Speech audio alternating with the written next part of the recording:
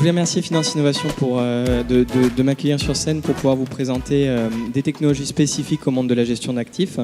Je m'appelle Sylvain, je suis le dirigeant de Sésame. On est une start-up spécialisée en big data et intelligence artificielle pour le monde de la gestion d'actifs, travaillant avec des banques, des hedge funds, des asset managers et des assureurs dans le monde entier.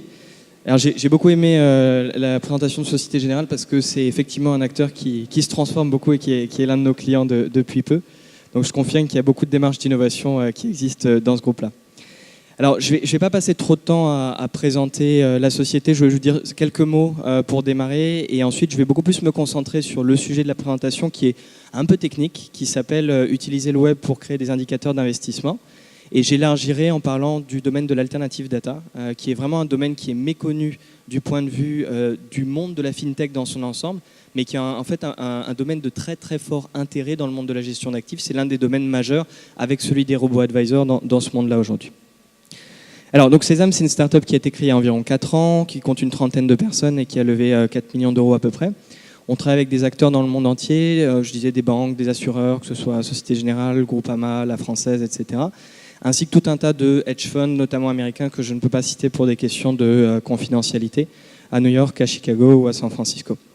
Alors le rôle de Sésame, c'est d'extraire en temps réel des informations du web, de centaines de milliers de sources de données différentes, réseaux sociaux, news, blogs, forums, et de transformer ces informations en une data utilisable directement par des sociétés.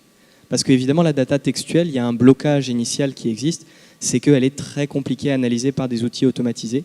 On a tendance à la lire manuellement avec des analystes fondamentaux. On n'a pas forcément tendance à l'utiliser grâce à des algorithmes. Alors c'est vraiment le terme clé et dont vous entendrez beaucoup parler dans ce monde-là, c'est le terme alternative data, la donnée alternative.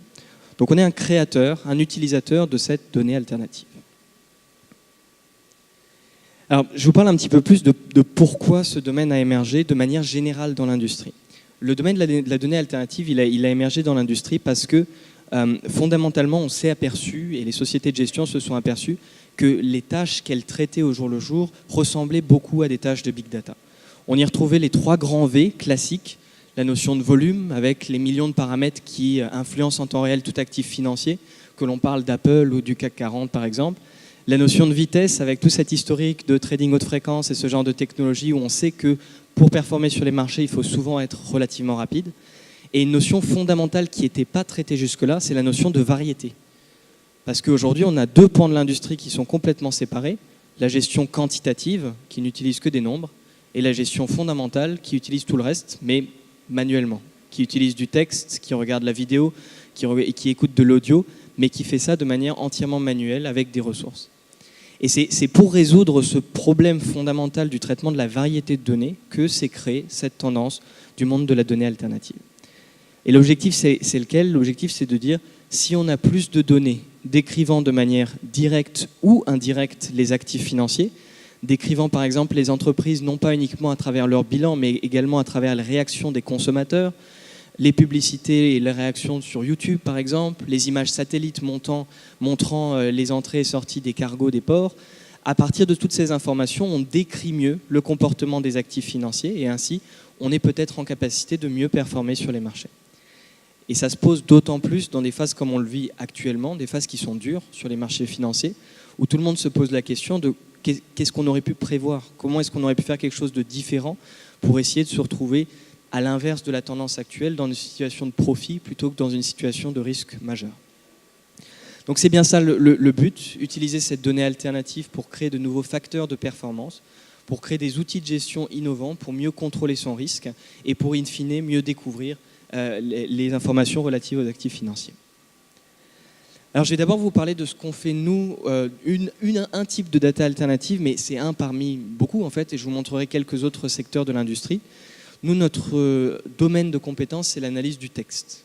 Donc, comme je vous disais, on extrait en temps réel de l'information du web, on traite plus de 250 000 sources de données différentes, que ce soit des sources comme Twitter ou Sina Weibo par exemple en Chine dans les réseaux sociaux, ou des sources beaucoup plus financières à l'image de Bloomberg, Reuters, Dow Jones ou le Financial Times. On agrège toutes ces informations, on les traite à l'aide d'algorithmes dans 8 langues différentes, et ce qu'on extrait, nous, ce sont un petit peu tous les facteurs irrationnels du marché. Tout ce qui n'est pas forcément bien quantifié. des logiques de sentiment, des logiques d'émotion.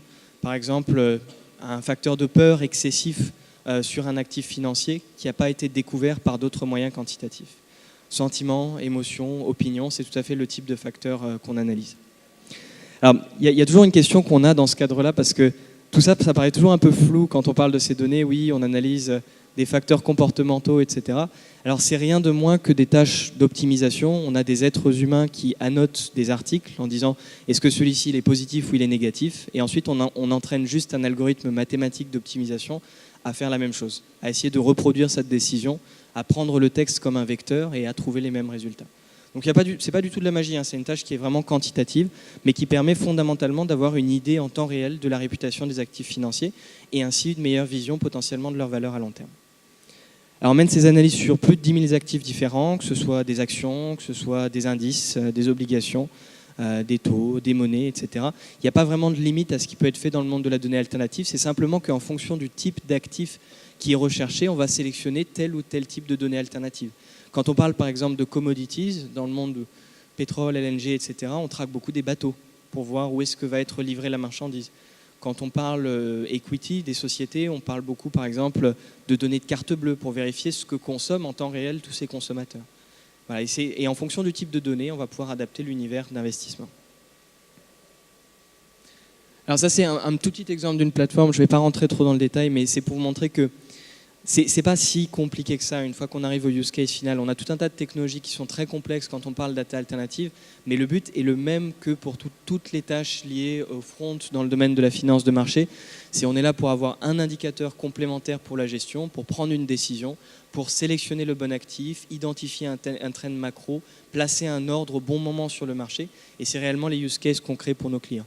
Ici, c'est notre plateforme plutôt front. On a un exemple ici sur le S&P 500. On a traqué tous les actifs financiers, tous les messages qui étaient liés au S&P 500. À chaque fois qu'un message était négatif, on avait des courbes qui allaient plutôt descendre. À chaque fois qu'il était plutôt positif, il allait monter. Alors c'est quantitatif, hein, c'est pas à l'arrache, hein, c'est des vrais algorithmes en arrière-plan. Donc c'est assez précis la manière dont c'est quantifié. Mais fondamentalement, le but, c'est de voir est-ce qu'on a peut-être un indicateur complémentaire avant un crash du S&P ou avant une forte période de tendance à la hausse. Et on utilise ça pour créer des use cases pour nos clients, des stratégies d'investissement, long short, stock picking, des signaux d'allocation d'actifs, asset allocation, des signaux de risque crédit par exemple. Donc on utilise cette donnée pour réellement essayer de générer de la performance pour nos clients. Voilà, j'arrête de parler Sésame et je voulais vous parler un tout petit peu de l'industrie avant de finir. Il y a plein de beaux noms à l'intérieur de l'industrie qu'il faut connaître si vous êtes intéressé par ces sujets alternative data pour le monde de la gestion d'actifs. On a d'un côté les distributeurs de données qui sont souvent les plateformes centralisatrices de ces informations. Parmi nos partenaires, il y a par exemple Eagle Alpha, New Data, Battlefin, qui sont des sociétés qui font en fait du brokerage de ces données alternatives et qui recommandent à des sociétés d'investissement les bons datasets à utiliser. On a récemment eu un bel exemple de succès avec Squandle, l'un de ces distributeurs qui a été acquis par Nasdaq il y a quelques jours. Donc c'est vraiment une industrie qui, y compris d'un point de vue levée de fonds, start-up, acquisition, M&A, etc., est vraiment en train de maturer très très rapidement. Alors, dans le cadre de ce domaine de la donnée alternative, je voulais simplement vous montrer qu'il y a plein d'autres choses. Nous, on parle de texte, on parle d'analyse de sentiments. Je voulais simplement vous mettre en avant le fait qu'il y a plein de choses qui existent. Je parlais de données satellites, c'est un des domaines qui est très très en vogue aujourd'hui. Je parlais de données de carte bleue. On peut parler de données ESG spécifiques qui existent dans le monde de la data alternative. C'est in fine, c'est un monde de possibilités beaucoup plus grand que ce qui existait dans toute la gestion quantitative et la gestion fondamentale traditionnelle. Donc je vous encourage vraiment à jeter un petit coup d'œil à ce sujet de la donnée alternative si vous êtes intéressé, si vous voulez découvrir de nouveaux facteurs qui sont intéressants pour la gestion. C'est vraiment une belle perspective d'avenir. Et comme je disais à l'approche de la dernière saison, Alternative Data is coming. Donc je vous encourage vraiment à voir ça d'un petit peu plus près et je vous remercie de votre attention.